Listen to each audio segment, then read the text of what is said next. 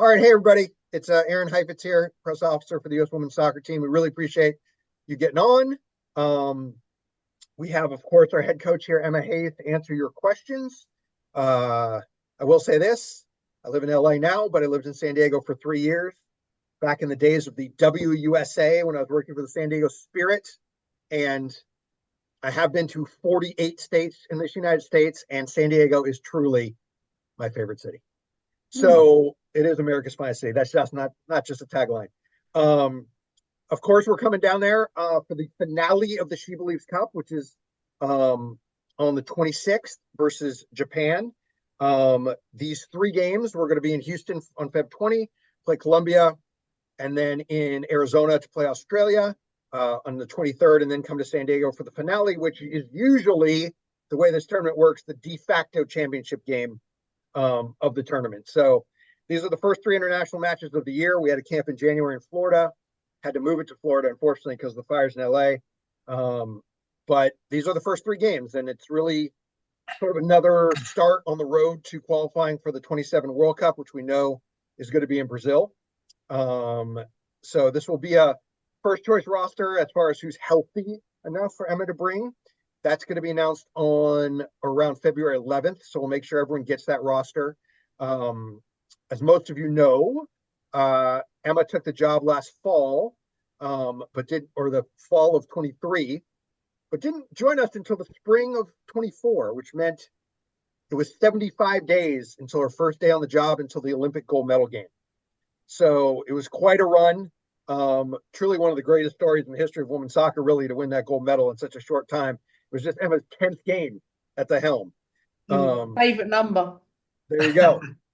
So it was a little bit backwards for the way a coach usually does it, but now she has a little bit more time to take a breath, get the team sort of ready and primed for a run to the next World Cup, which obviously isn't for a couple of years. And this game in San Diego is a big part of that. So it's our first game back at Snapdragon since the Gold Cup final, where we won 1-0 over Brazil. So always good to come back to a stadium where we have fond memories, and we're certainly hoping to get a good crowd. So thank you for getting on so we can create some more awareness, so we can sell some more tickets. If you TV folks that are on have multiple questions, please just throw them out in a row and we can get started.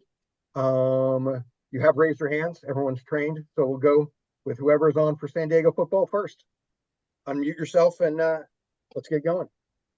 Hi, Emma. Thank you so much for the time. Obviously, coming back to San Diego and big San Diego news is Naomi Girma, right, with her departure to Chelsea. Obviously, she's not selected for this roster, but I am curious if you had any conversations with Naomi Girma regarding her move to Chelsea, or if you can tell us a little bit about the differences between playing overseas than playing in the NWSL.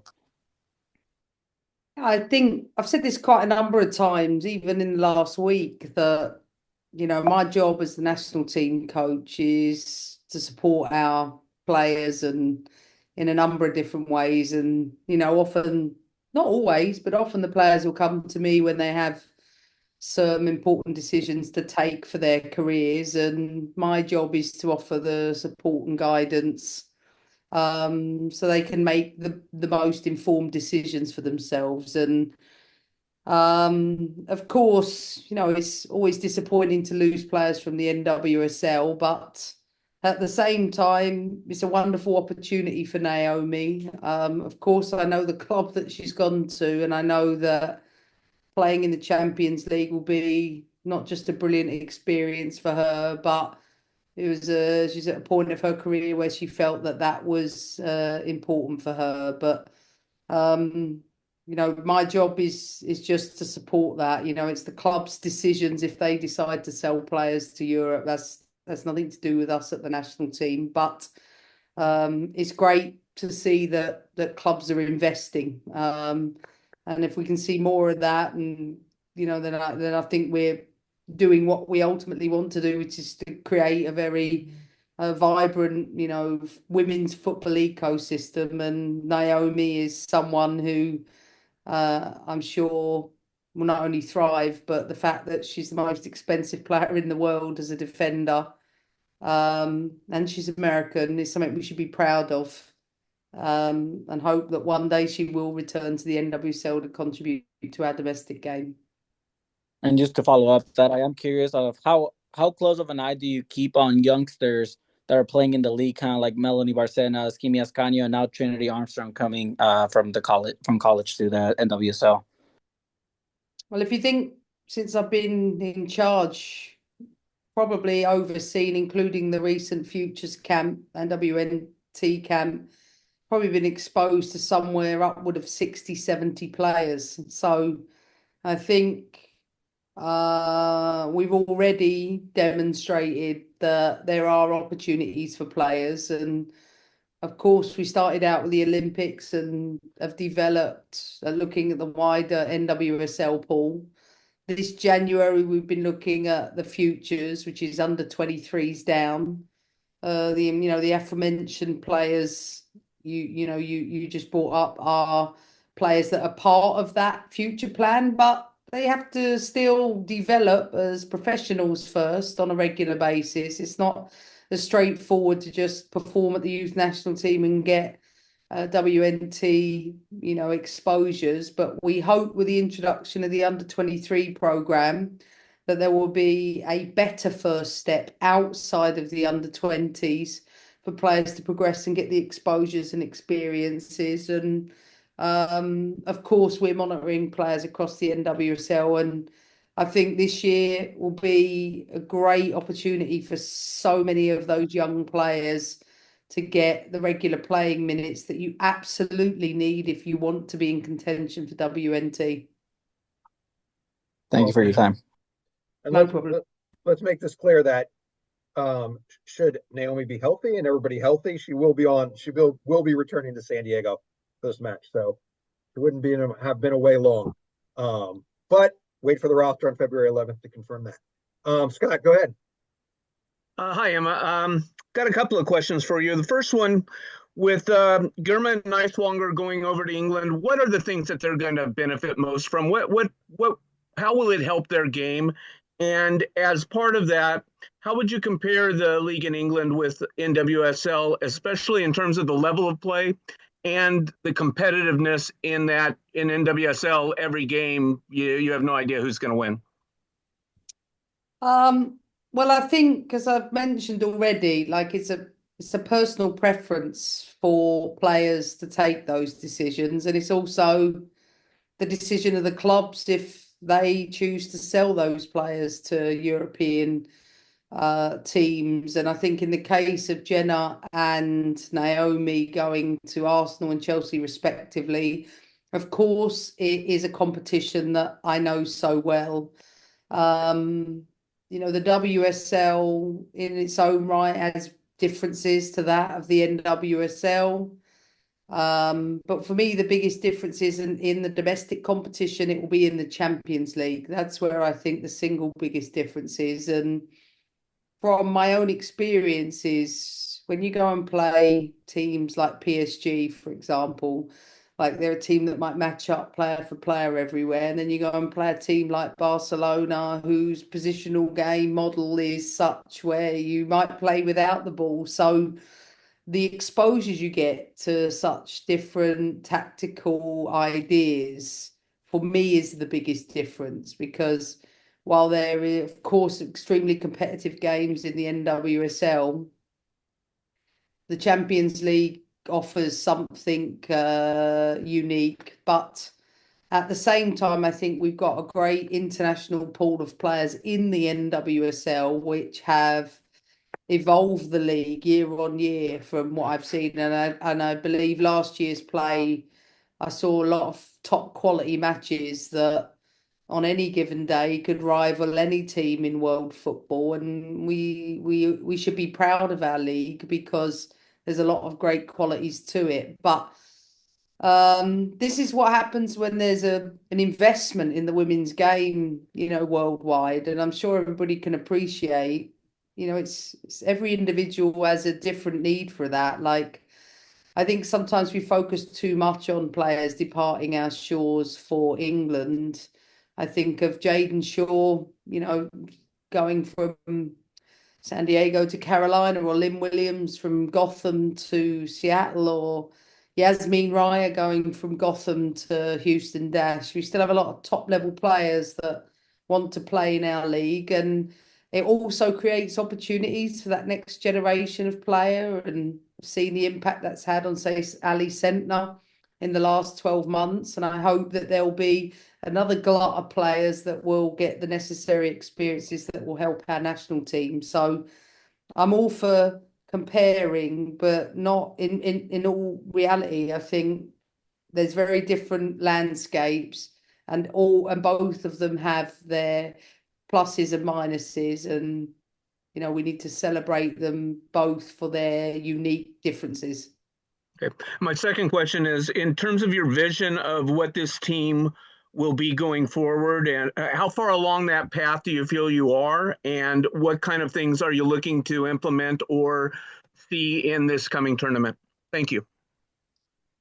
I think when you have Hive always says, I refer to it as doing things arse backwards. We have 75 days together, and then we had an Olympics, and then I had to do the job of developing a strategy and building a playing pool beyond sort of a select group of players. So I really feel like I've had a fair look on every player within the ecosystem that I think is immediately eligible for the WNT. And in fact, having analysed that, there's a clear realisation that there's a lot of players that are underdeveloped at the senior international level, because either the programming hasn't been there at the under 23 level, so there's been some missing years, or a lot of those players might not have had the level of exposures or experiences that either previous generations had or counterparts from other nations. So we might have many players that top prospects, but not getting a lot of minutes in NWSL. So we've really, really got to close those gaps in the next 12 months. And I think some of that gap closing will be done in a combination of ways. Some we dripped fed into the senior national team, but I want to be really clear that anyone playing for the seniors, you've got to be performing consistently at the highest level. But if not, and some of those players are not ready, we will have a full programming for our under 23 starting from April. And sometimes that program will be side by side with WNT. So when we're in LA, the under 23s will be in LA, and I'll be in a position to be able to watch both. And it's going to be such an important opportunity for me in particular to be able to see how our players are handling that, and not effectively saying, well, if I leave the 20s, I'm not making the seniors, it's the 23s. No, the 23s is an important opportunity to demonstrate you can deliver at the highest level against other international class quality.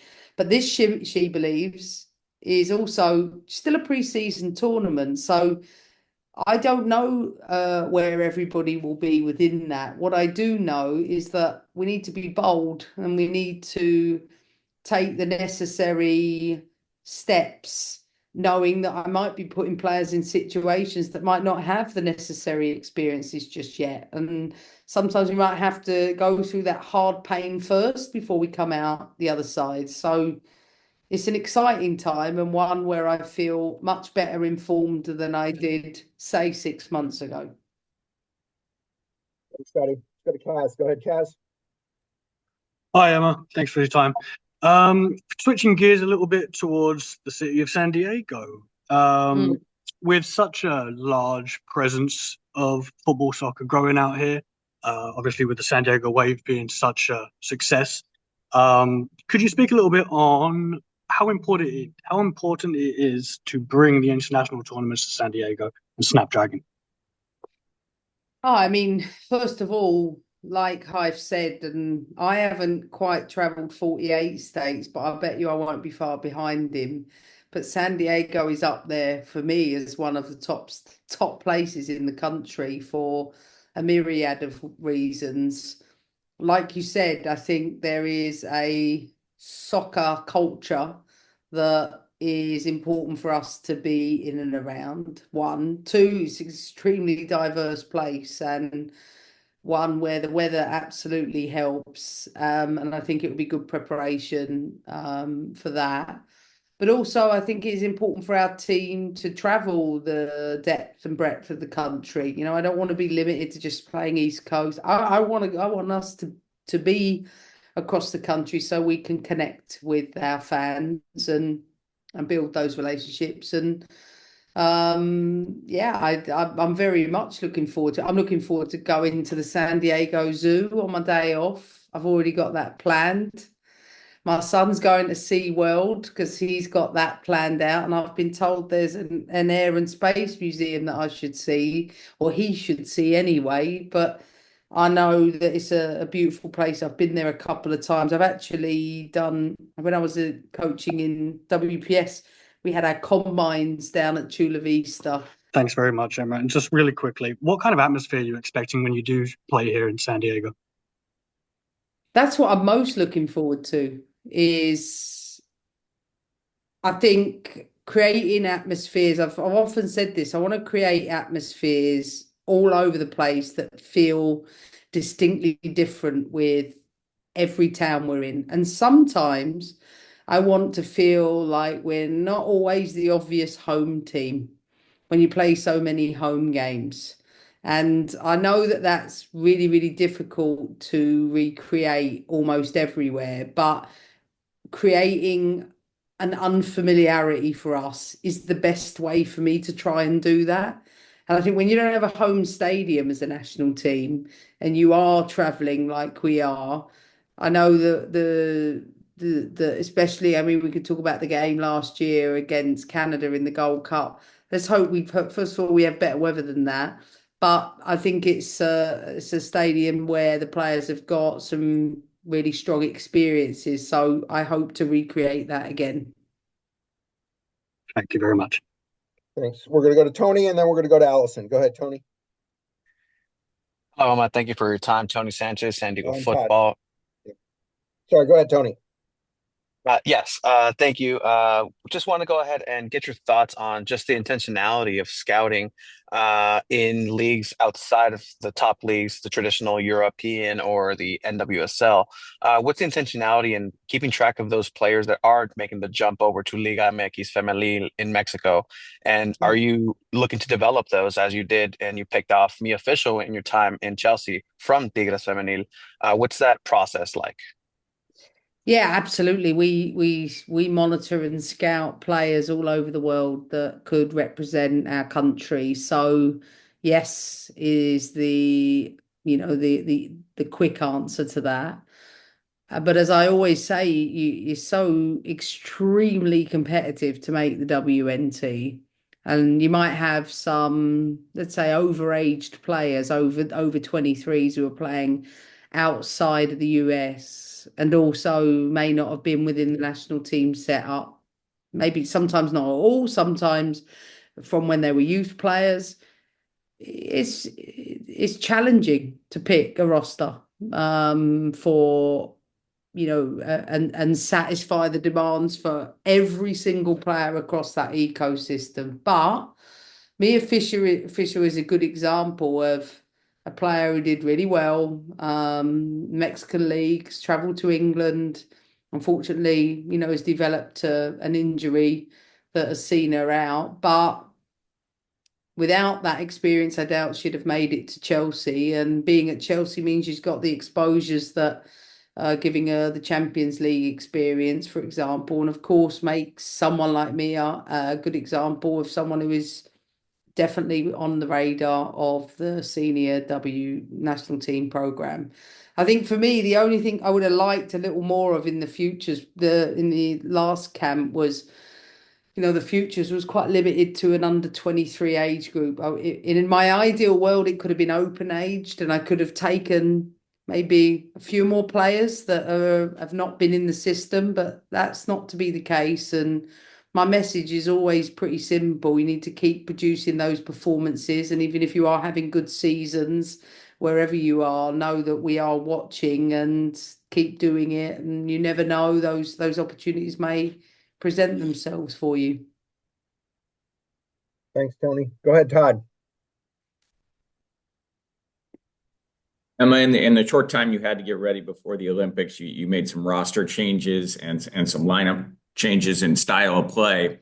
Now that you have more time moving forward with the national team, like in your opinion, what does the best version of the team look like on the field? And what are some areas you're really focusing where you say, hey, this team, even though we won gold, we can get better and look different in these areas? I always equate to what I do is my job is to like put the framework in place, right? I want the bricks and the mortar to be solid across however many players come into our interactions. So in our world, it's players understanding what the principles of play are for us at the US Women's National Team, which I think the last 6 months has been about like really drilling that. I can't say basic level. There's you have to do it from a defensive perspective, you have to do it from an attacking perspective. So I think getting probably close to about 40 plus players understanding that at a level where we can go to the next step is where we are right now. The next phase is, okay, how are we going to be more now? Everybody understands that framework and understands how to switch between it in situations. Now, how do we coach that next layer of detail in whatever capacity that might be? So that whether that's, developing our play even better when we're playing against teams that match up against us player for player, or developing an even bigger and better understanding of how we break down teams that sit in low and congested blocks, something we face quite a fair bit. And I think we've been having a lot of really good technical calls this month in and around what our tactical objectives will be for this, I'd say up until July. And they're very clear for us. Now it's about how do we develop it intentionally with the very limited time we have on the training pitch, plus give opportunities to playing time for still an extended pool. Because listen, this isn't just about She Believes. This is about competing to win a World Cup. So I have to give the players the exposures and the experiences, but no, it's unlike some players I might have been working with for 5, 6, 7, 8 years. They know it inside and out. Some players might be experiencing that for the second time or the third time. Some maybe more than that. And I think we are still in a period of development, and one where I still think it will still be a little bit up and down, but I think we can be even more laser focused around getting the desired outcomes from those tactical objectives in this block, knowing we do have the bricks and mortars in place. Now we've got to put a bit of furniture in the house. Thank you. Emma's been many things in her media. She's been a surgeon, a bricklayer, all sorts of things. If you listen, everyone likes the analogies because at least then it's a reference that we don't have to know football inside and out to know that. There we go. All right, we'll finish up with Allison. Go ahead, Allison. Thank you so much. Emma, where do you think Naomi Girma's place in history can be by the time her career is done? Oh, wow. I already feel like I did her a little bit of a disservice by placing so much pressure on her with one of the things I said about her after the game. I was so excited by a combination of performances. I was so wowed by what she did. I think I put an enormous amount of pressure on her by telling everyone she was the best defender I'd ever seen. So I want to wind my neck back in for Naomi's sake more than anybody else to say, beyond the million of standout qualities she has, humility and hard work, as well as having the best smile on the planet being central to who she is. I think this is an important next step in her development because, like I said before, when you're playing in the Champions League and you have to deal with threats that are probably similar to international football in many ways, then I think it's a chance for her to extend not just the qualities and the experiences she's developing internationally, but be able to do it on a more regular basis and develop her leadership and develop it outside of her comfort zone. I think it's great to see a defender get the recognition for once. And I've coached some amazing defenders. And in fact, she's going to play with one of the best defenders I've ever coached in Millie Bright, who I think will teach her things that could be the next layer for her in terms of running a line, in terms of communicating from back to front in a way which is like Millie Bright's probably the best I've ever coached at that.